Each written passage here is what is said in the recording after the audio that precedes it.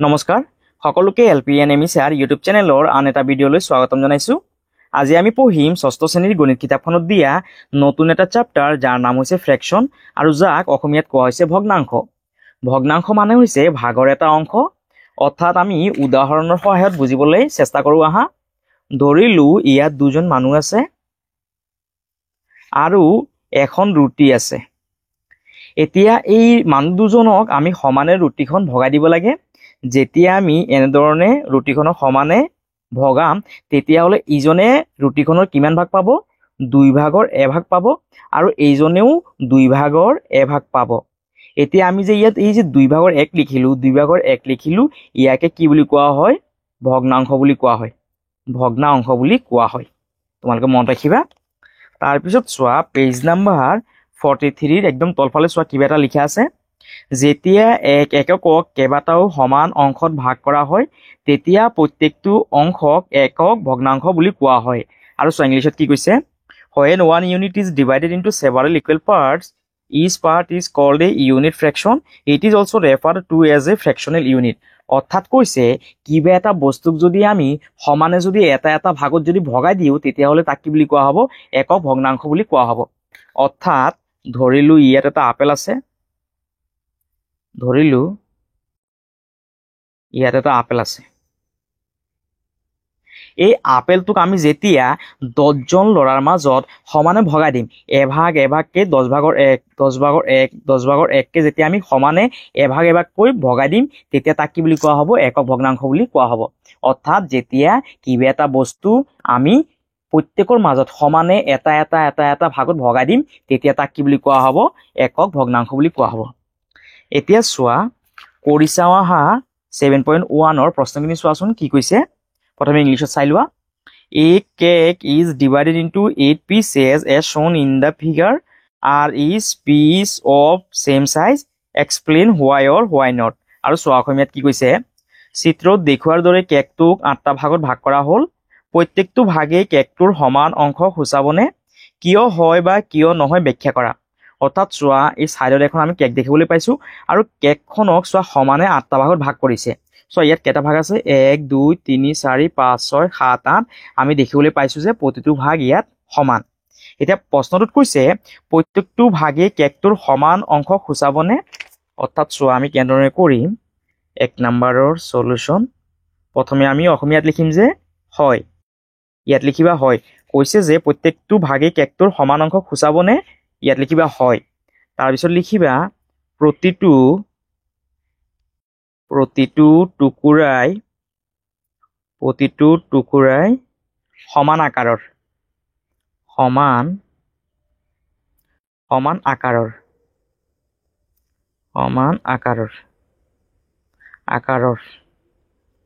তাৰপিছত লিখিবা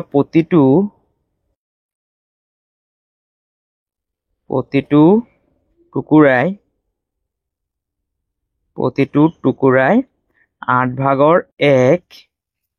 সূচাইছে।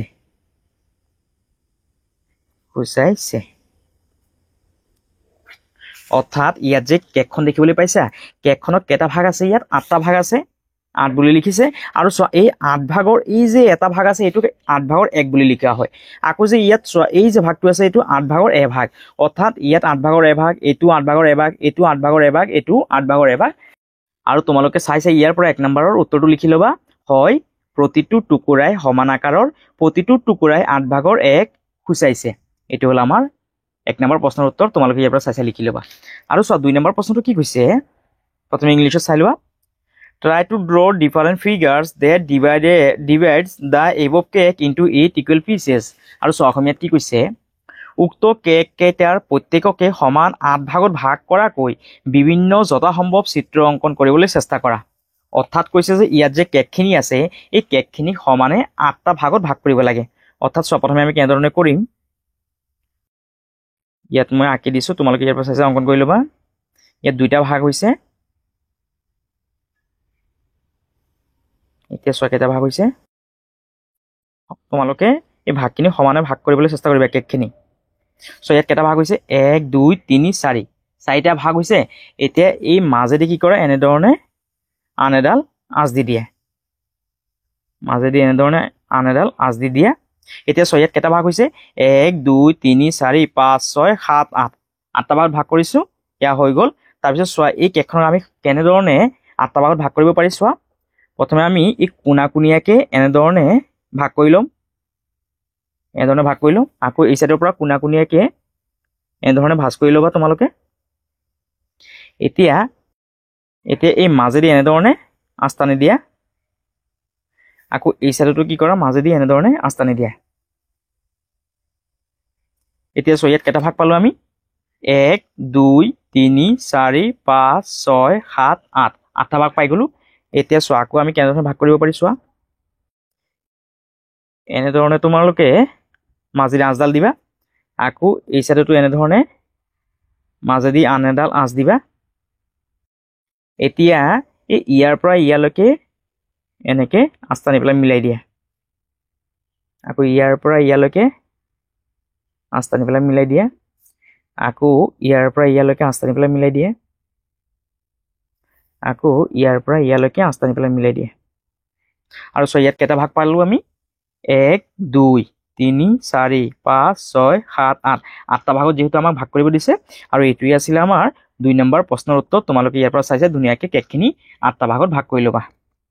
ইয়াৰ পিছত চোৱা অনুশীলনী 7.2 ৰ প্ৰশ্নখিনি কি কৈছে 1 নম্বৰ প্ৰশ্ন প্ৰথমে ইংলিছত চাই লোৱা fill the appropriate measurement of sugarcane using fractional unit আৰু চোৱা অসমীয়াত কি কৈছে একক ভগ্নাংশ ব্যৱহাৰ কৰি কুঁহিয়াৰৰ উপযুক্ত খালী পৰিমাপবোৰক পূৰ কৰা অৰ্থাৎ চোৱা ইয়াত এখন আমি কুঁহিয়াৰৰ ছবি দেখিবলৈ পাইছো এই কুঁহিয়াৰখনক চোৱা কেইটা ভাগত ভাগ কৰিছে 1 2 3 4 5 6 7 8 অৰ্থাৎ কুঁহিয়াৰখনক 8টা ভাগত ভাগ কৰা আছে অৰ্থাৎ ধৰিলো ইয়াত এখন কুঁহিয়াৰ আছিল এনেকুৱা ধৰণৰ এখন কুঁহিয়াৰ আছিল এই কুঁহিয়াৰখনক 8টা সমান ভাগত ভাগ কৰিছে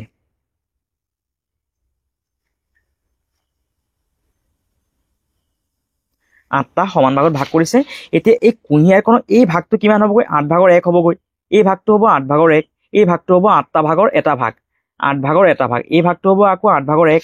এই ভাগটো হ'ব 8 ভাগৰ 1 এই ভাগটো হ'ব 8 ভাগৰ 1 আৰু এই ভাগটো হ'ব 8 ভাগৰ 1 এতিয়া চোৱা ইয়াৰ পৰা ইয়াত কিমান হ'বগৈ 8 ভাগৰ 1 হ'বগৈ আকৌ ইয়াৰ পৰা ইয়াত কিমান হ'বগৈ 8 ভাগৰ 1 কেইবাৰ দিছে ইয়াত দুবাৰ দিছে সেইকাৰণে ইয়াত 2 পূৰণ কৰিছে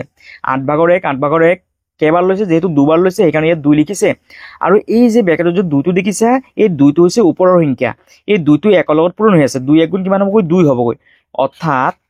8 ভাগৰ 1ৰ 2 গুণ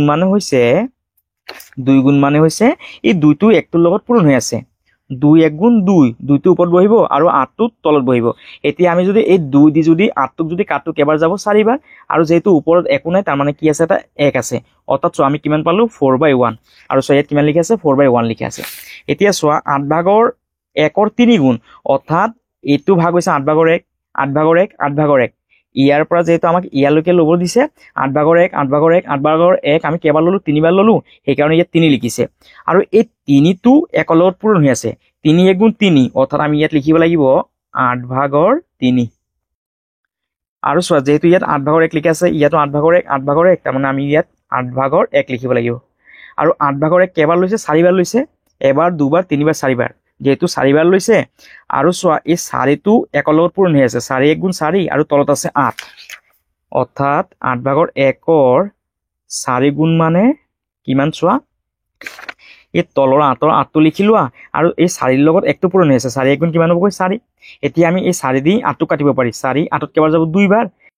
আৰু যেহেতু ওপৰত একো নাই তাৰ মানে কি আছে এটা 1 আছে অৰ্থাৎ আমি কিমান পালো 2/1 আৰু চোৱা ইয়াত কিমান লিখা আছে 2/1 লিখা আছে তাৰপিছত চোৱা 8 ভাগৰ 1ৰ 5 গুণ মানে কিমান হ'বগৈ এই 5টো একৰ লগত পূৰণ হৈছে 5 1 গুণ কিমান হ'বগৈ 5 অৰ্থাৎ 5টো বহিব ওপৰত আৰু এই 8টো বহিব তলত তাৰপিছত ইয়াত কিমান লিখিম আকৌ আমি 8 ভাগৰ 1 লিখিম 8 ভাগৰ 1ৰ 6 গুণ 8 ভাগৰ 1ৰ 6 গুণ মানে কিমান চোৱা 8 ভাগৰ 1ৰ 6 গুণ মানে হৈছে এই 6টোৰ লগত 1টো পূৰণ হৈ আছে 6 1 গুণ 6 আৰু যেহেতু তলত 8 লিখা আছে এই 8ৰ 8টো ইয়াত লিখি দিছে এতিয়া চোৱা ইয়াত 8 ভাগৰ 1ৰ কেইটা ভাগ লৈছে চোৱা 7টা ভাগ লৈছে মানে 1 2 3 4 5 6 7টা যেহেতু 7টা ভাগ লৈছে তাৰ মানে আমি ইয়াত কিমান লিখিম 7 লিখিম 8 ভাগৰ 1ৰ 7 গুণ মানে কিমান হ'বগৈ 8 ভাগৰ 7 হ'বগৈ আৰু ইয়াত 8 ভাগৰ 1ৰ কিমান লৈকে লৈছে চোৱা 8টা ভাগে লৈ লৈছে সেইকাৰণে ইয়াত লিখিবা 8 8 ভাগৰ 1ৰ 8 গুণ মানে হৈছে এতিয়া চোৱা আমি এই 8ৰ লগত 8টো কাটিব পাৰি অৰ্থাৎ ওপৰত যদি 8 থাকে তলত যদি 8 থাকে আমি 8 দি 8টো কাটিব পাৰি 8 8ত কেইবাৰ যাব এবাৰ যাব অৰ্থাৎ কিমান পাম আমি 1 পাম সেইকাৰণে ইয়াত লিখিবা তোমালোকে 1 বুলি লিখিবা এইটো হৈ গ'ল আমাৰ অনুশীলনী 7.2 প্ৰশ্নখিনি তোমালোকে ইয়াৰ পৰা চাইছে ধুনীয়াকৈ লিখি ল'বা ইয়াৰ পাছত পেজ নাম্বাৰ 51ৰ চোৱা তলফালে কি লিখা আছে ভগ্নাংশ এটাৰ ওপৰত থকা সংখ্যাটো হৈছে লব আৰু তলত থকা সংখ্যাটো হৈছে হৰ আৰু চোৱা ইংলিছত কি কৈছে the number above the fraction line is called the numerator and the number below the fraction line is called the denominator অৰ্থাৎ চোৱা কি কৈছে ইয়াত এটা মই ভগ্নাংশ লিখিলো 7 ভাগৰ 4 এতিয়া এই 7 ভাগৰ 4ৰ ওপৰত যে 4 আছে এই 4টো কোৱা হ'ব লব আৰু এই তলত যে 7 আছে এই 7টো কোৱা হয় হৰ লবক ইংলিছত কোৱা হয় নিউমিৰেটৰ আৰু হৰক ইংলিছত কোৱা হয়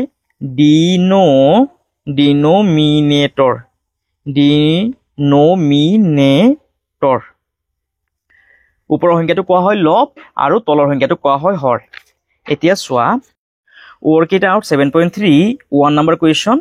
determine the numerator and denominator of the fraction 7 9 3 8 11 15 and 4 13 আৰু চোৱা অসমীয়াত কি কৈছে 9 ভাগৰ 7 8 ভাগৰ 3 15 ভাগৰ 11 আৰু 13 ভাগৰ 4 ভগ্নাংশকে তাৰ লব আৰু হৰ বিচাৰি উলিওৱা অৰ্থাৎ চোৱা কেনেধৰণে কৰিবা 1 নম্বৰৰ সলিউশন প্ৰথমে আমি অসমীয়াত লিখিম প্ৰশ্নৰ পৰা লিখিবা তোমালোকে 9 ভাগৰ 7 8 ভাগৰ 3 15 ভাগৰ 11 আৰু 13 ভাগৰ 4 ভগ্নাংশকেইটাৰ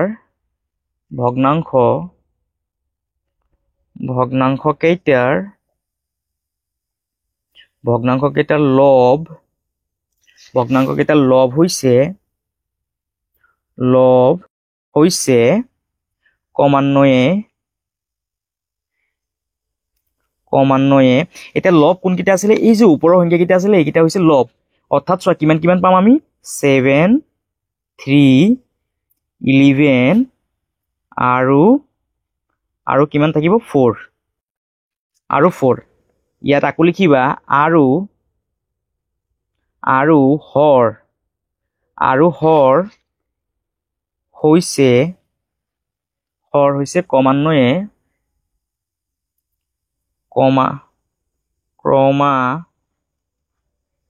ক্ৰমান্বয়ে হৰ হৈছে কোনকেইটা এই যে তলত যে 9 8 15 13 দেখিছো এইকেইটা হৈছে হৰ সেইকাৰণে ইয়াত লিখিবা হৰ হৈছে ক্ৰমান্বয়ে 9 8 15 আৰু 13 এইটো হৈ গ'ল আমাৰ 1 নম্বৰ প্ৰশ্নৰ উত্তৰ তোমালোকে ইয়াৰ পৰা চাইছে ধুনীয়াকৈ লিখি ল'বা ইয়াৰ পাছত 2 নম্বৰ প্ৰশ্নটো চোৱা কি কৈছে write the above fraction in terms of fractional units আৰু চোৱা অসমীয়াত কি কৈছে ওপৰৰ ভগ্নাংশকেইটাক একক ভগ্নাংকৰ সহায়ত প্ৰকাশ কৰা অৰ্থাৎ কৈছে ওপৰত যে ভগ্নাংশকেইটা আছে এইকেইটাক আমি একক ভগ্নাংকৰ সহায়ত প্ৰকাশ কৰিব লাগে এতিয়া একক ভগ্নাংশ মানে কি একক ভগ্নাংশ মানে হৈছে কিবা এটা বস্তুক যেতিয়া আমি সমানে এটা ভাগত ভাগ কৰিম তেতিয়া তাক একক ভগ্নাংশ বুলি কোৱা হয় অৰ্থাৎ চোৱা কেনেধৰণে কৰিম নাম্বাৰ 2ৰ সলিউশন প্ৰথমে ভগ্নাংশটো কিমান আছে 7 9 এতিয়া আমি ইয়াক প্ৰথমে অসমীয়াত সমাধান কৰিম এতিয়া আমি এই 9 ভাগৰ 7ক প্ৰথমে আমি এভাগকে ভাগ কৰি ল'ব লাগিব অৰ্থাৎ এই 9 ভাগৰ 7ক আমি 9 ভাগৰ 1কে প্ৰথমে ভাগ কৰি ল'ব লাগিব তাৰ পিছত ইয়াত লিখিবা অসমীয়াত হলে লিখিবা যে 9 ভাগৰ 1ৰ যেটো ওপৰত 7 আছে এইকাৰণে ইয়াত লিখিবা 7 গুণ আৰু এইটোক যদি ইংলিশত লিখা তেতিয়াহলে এনেধৰণে লিখিবা 7 9 সমান সমান ইয়াত লিখিবা যে যেহেতু ইয়াত 7 আছে ইয়াত লিখিবা 7 টাইমছ 9119 তাৰ পিছত চোৱা ভগ্নাংশটো কিমান আছে 8 ভাগৰ 3 সমান সমান এতিয়া 8 ভাগৰ 3টোক প্ৰথমে আমি 8 ভাগৰ 1কে প্ৰথমে ভাগ কৰি ল'ব লাগিব ইয়াত 8 ভাগৰ 1ৰ যেহেতু ইয়াত 3 আছে ইয়াত লিখিবা 3 গুণ 8 ভাগৰ 1ৰ 3 গুণ আৰু যদি ইংলিশত লিখা তেতিয়াহলে এনেধৰণে লিখিবা 38 সমান সমান যেহেতু ইয়াত 3 আছে ইয়াত লিখিবা 3 টাইমছ 18 তাৰপিছত ছভগ্নাংশটো কিমান আছে 15/11 সমান সমান এতিয়া ইয়াত লিখিবা যে 15/1 যেহেতু ওপৰত 11 আছে ইয়াত লিখিবা 11 গুণ আৰু যদি ইংলিছত লিখা তেতিয়াহ'লে লিখিবা 11/15 সমান সমান ইয়াত লিখিবা যে যেহেতু ওপৰত 11 আছে ইয়াত লিখিবা 11 টাইমছ 115 তাৰপিছত ভগ্নাংশটো কিমান আছে 13/4 সমান সমান অসমীয়াত হ'লে লিখিবা এই তলত যেহেতু 13 আছে ইয়াত 13 লিখা এই 13টো কি কৰা প্ৰথমে এটা এটা ভাগত ভাগ কৰি লোৱা কিমান হ'বগৈ 13/1 যেহেতু ওপৰত 4 আছে ইয়াত লিখা 4 গুণ আৰু যদি ইংলিছত লিখা তেতিয়াহ'লে লিখিবা 413 সমান সমান যেহেতু ইয়াত 4 আছে ইয়াত লিখিবা 4 টাইমছ 113 এইটো হৈ গ'ল আমাৰ 2 নম্বৰ প্ৰশ্নৰ উত্তৰ তোমালোকে ইয়াৰ পৰা চাইছে ধুনীয়াকৈ লিখি ল'বা যদি তোমালোকে যদি অসমীয়াত উত্তৰখিনি লিখা তেতিয়াহ'লে ইংলিছত নালাগে আৰু যদি ইংলিছত উত্তৰখিনি লিখা তেতিয়াহ'লে অসমীয়াত নালাগে ইয়াৰ পৰা চাইছে তোমালোকে ধুনীয়াকৈ 2 নম্বৰ প্ৰশ্নৰ উত্তৰখিনি লিখি ল'বা আৰু যদি তোমালোকৰ যদি ভিডিঅ'টো যদি ভাল লাগিছে তেতিয়াহ'লে তোমালোকে চেনেলটো ছাবস্ক্ৰাইব কৰিবা ভিডিঅ'টো শ্বেয়াৰ কৰিবা আৰু কমেণ্ট কৰিবলৈ নাপাহৰিবা সকলোকে অশেষ ধন্যবাদ